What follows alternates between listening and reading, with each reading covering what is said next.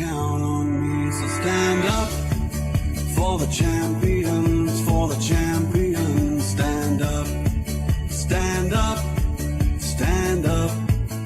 Welcome to Pagepedia Videography Challenge. I'm Kemi Dada, and with us today we have the Chief Medical Director of Advanced Medical System, Dr Jubril Dosunmu.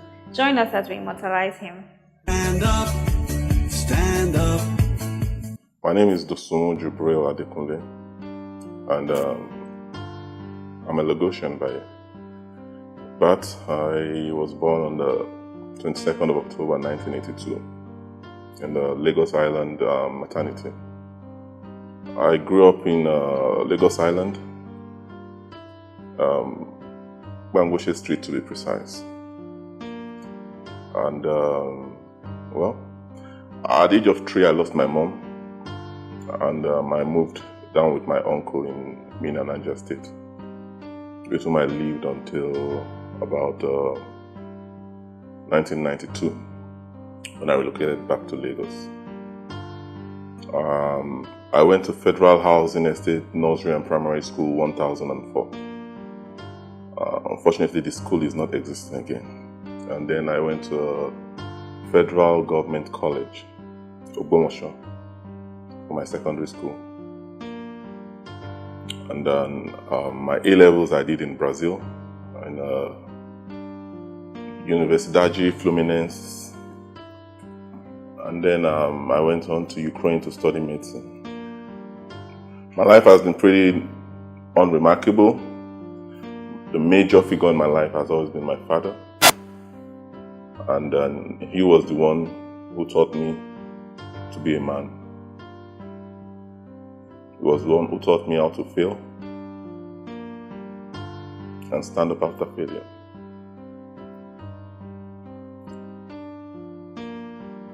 I'm the MD of Advanced Medical Systems, and Advanced Medical Systems is a company, is a parent company of Southern Shore Hospital, and also we're into geriatric care for the elderly patients, and we also help the terminally ill patients, especially cancer patients. I'm married. I have a beautiful wife and 2 kids. My first son is in nursery school, and then the second one is just getting there. He's still in crèche. Yeah. And yeah, I work with a very good team of nurses and doctors, and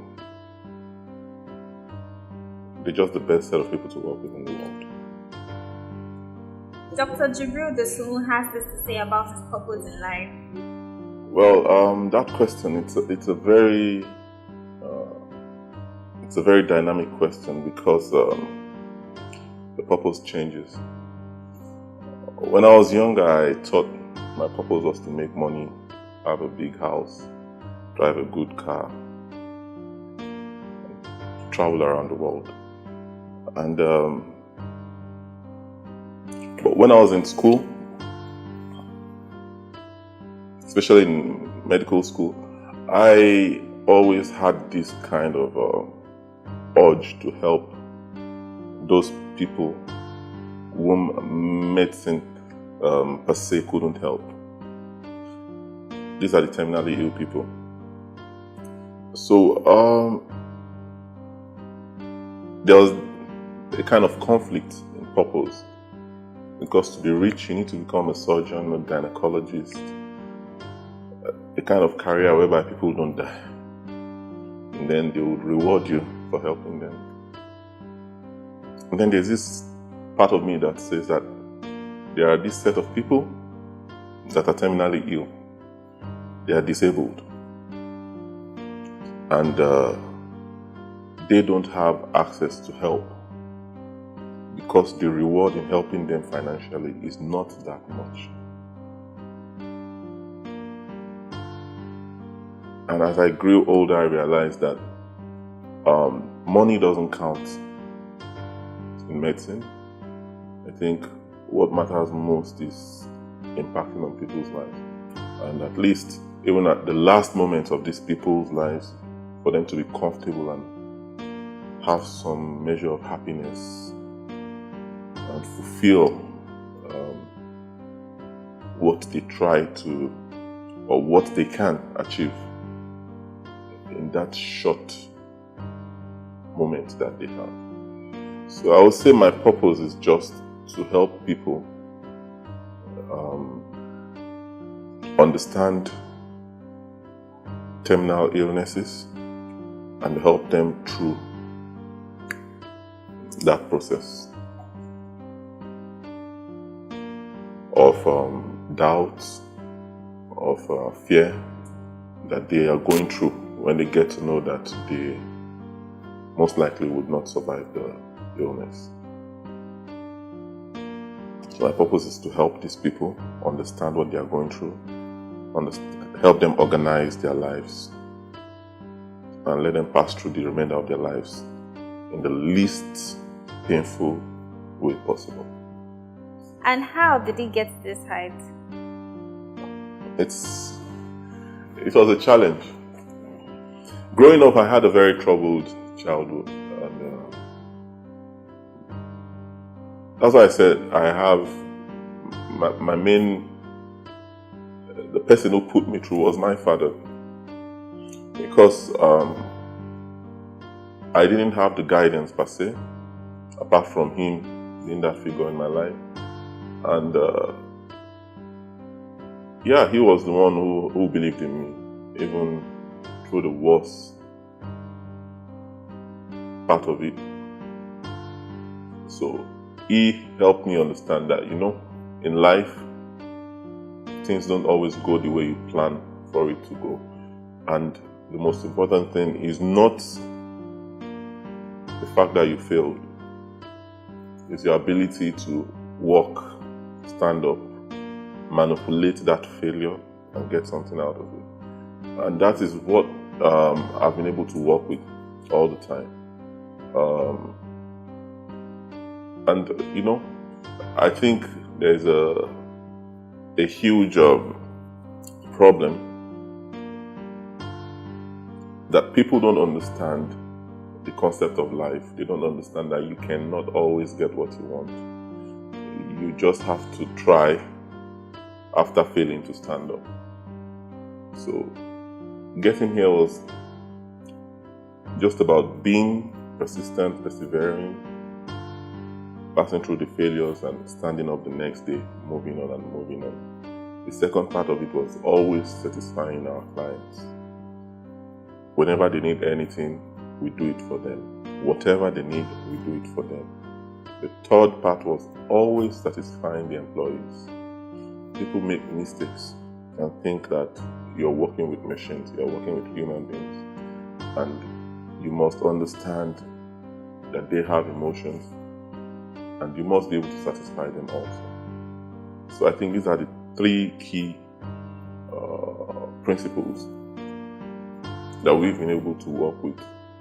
Perseverance, standing up when you fall, satisfying your clients, and making your employees happy. What words of advice does he have for the younger and older generation? For the younger generation, I will say that money is not the source of happiness. It never has been, and it never will be. I think every man, when you get to a certain age, you must understand what your goal is. And when you're defining your goal, it should not be related to money. It should be related to the impact you're having on your community, the impact you're having on other people's lives. That is what your goal should be measured with. So money is not a source of happiness. However, you need money for shelter, you need money to move around, you need money to feed yourself. That is true. So whatever your goal is, it should yield income for you at the end of the day. And for those older than me, I would say I normally presume that they already are wiser than we are. And whatever you're doing that is working right, keep doing it. Make sure in the process of doing things you don't hurt other people, or do not try to make anyone unhappy, dissatisfied in the pursuit of your own happiness. I think that's the most important thing. Whatever we do in life, we have to make sure that we don't do it to the detriment of others. As a challenge, Dr. Jubril Dosunmu nominates the following people whose lives are worthy of emulation. Stand up, stand up. Okay, number one person I will nominate, his name is Chief Fakorede Bashir Olawale. He's my brother, my uncle, and we started together from Lagos Island, and now he's the MD of a major empire here in the Lekki axis, and I'm proud of him because every day I see him, I see that we've all come a very long way from where we started from. And the second person will be my sister,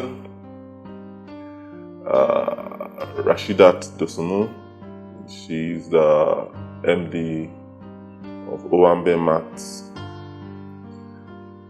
Oh, sometimes I call her my sister, sometimes I think she's a brother. She's like a man, very strong-willed, and yeah, she just does things that normal women can't do. I don't know.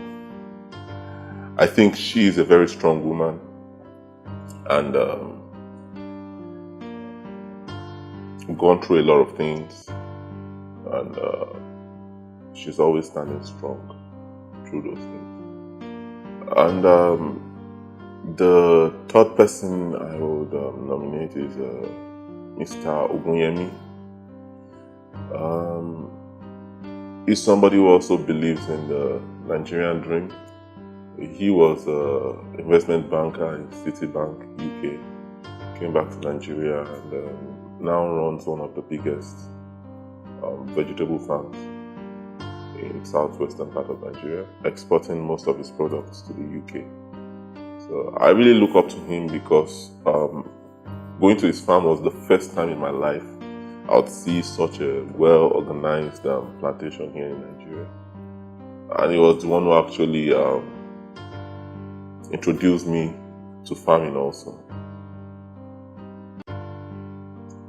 And then the last person I will introduce will be my wife. Yeah, because she's a businesswoman, and in between not being able to sleep at night because of the kids and my own wahala, she finds a way to make her business grow and be a patient and loving wife.